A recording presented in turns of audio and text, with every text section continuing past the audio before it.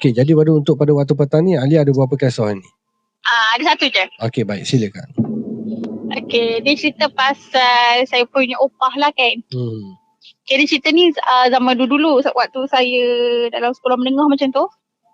Cerita macam ni. Mana tu tahun 90-an ke ataupun tahun 2000 dah? Tahun 2000 dah. Okey, baik. Cerita macam ni, pagi tu malam tu saya terima call, kata opah ni demam, sakit-sakit, tak boleh bangun.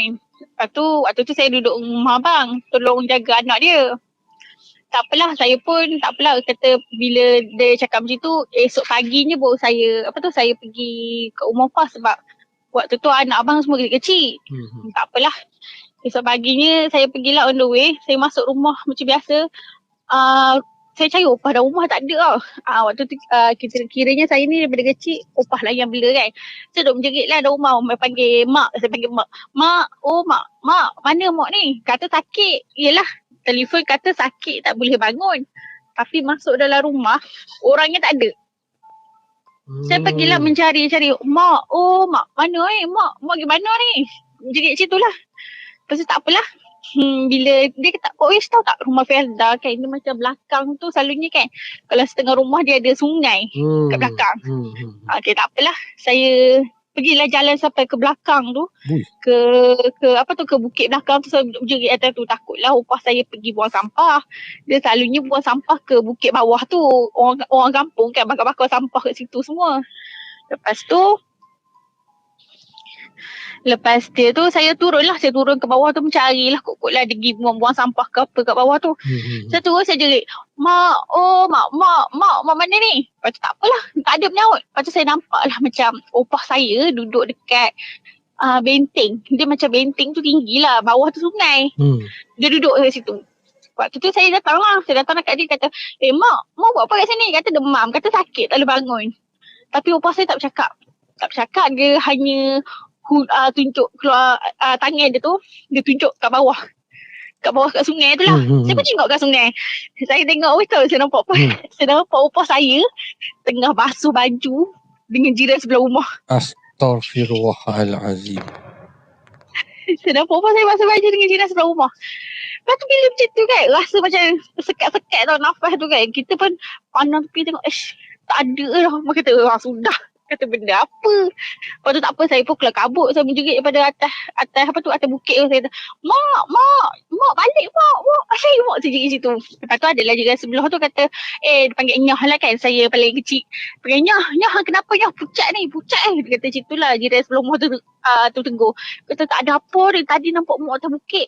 Lepas tu kata, mana ada kami atas bukit? Kami basuh baju sini. Dia kata, air tak ada. Lepas tu kata, jom balik.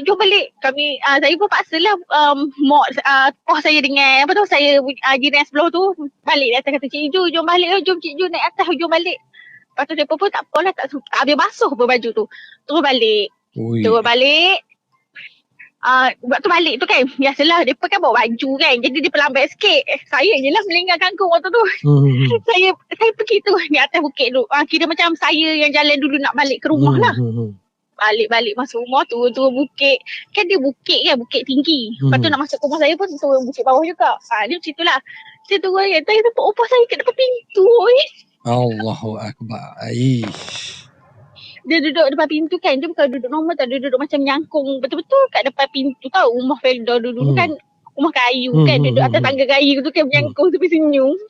Allah kata. Lepas tu bila dah jadi macam tu, saya pandang belakang. Saya tengok memang ada opah saya tengah angkutkan baju buat naik atas. Kata Allah, kata benda apa, dugaan apa ni. Lepas tu sampai saya tak turun. Saya pergi ke opah saya tolong angkat baldi dia. Dia bawa 2 baldi turun bawah tu. Basuh baju. Lepas tu saya peganglah baldi dia. Lepas tu Tok kata, ni kenapa pergilah masuk rumah dulu. Lepas tu tak nak takut. Kata duduk kat situ lah, takut. Lepas tu tak apalah, opah saya teman naik turun. Sampai bawah tu tak ada, hilang. Lepas tu tak apalah, 2-3 hari lepas tu opah pula sakit. Dia jadi sini ada kata kan, waktu tu saya sekolah. Saya kat sekolah. Tapi pagi lah dah pukul 9. Dia kata macam ni, dia macam racau lah. Jiran sebelah rumah saya cerita. Dia panggil jiran tu, dia nampak saya lari keluar daripada rumah, hala ke sungai tu dalam keadaan tanpa seurat benang. Dia menjerit lah, dia panggil Nyah, saya kan paling kecil Nyah, dia kata, kenapa ni bukit kan, jerat tanpa seurat benang, kenapa Nyah, dia jerit-jerit situ. Dia nampak saya lari tanpa seurat benang, lari mengarah ke sungai. Lepas dia tegur tu, dalam seminggu 2 tu, dia sakit teruk, sakit yang jenis tak boleh bangun langsung, macam sakit nazak, teruk-teruk sangat lah. Lepas tu dalam berapa bulan lepas tu upah tak ada lah. Tak tahulah nak kata macam petanda ke apa ke, tak pastilah. Tapi je lah, kalau sebenarnya semalam saya teringat kat upah, lepas tu teringat cerita tu. Tapi memang agak seram juga yang jelmaan duduk atas tembok satu hal, yang duduk depan rumah pun satu hal. Masya Allah. Tapi kan kalau saya sembang dengan abang kan, kalau nak katalah untuk dulu ada benda apa tu, hantu raya ke apa, kami adik-beradik tak kena apa-apa. Tak ada orang kata menyakat, kena kacau ke, selalunya mencari tuan kan kalau lepas tu. Tapi dia stop macam tu je. Sebab orang kata, adalah cerita kat abang dulu. Abang kata selalunya kalau menjema macam ni, hantu raya. Tapi itulah, sampai upah tu dah habis meninggal apa semua normal, tak ada apa-apa, tak ada kacau apa-apa, tak ada. Dia stop. Dia jadi macam misteri lah. Mungkin itu macam gangguan biasa lah dok. InsyaAllah. Baiklah. Itulah.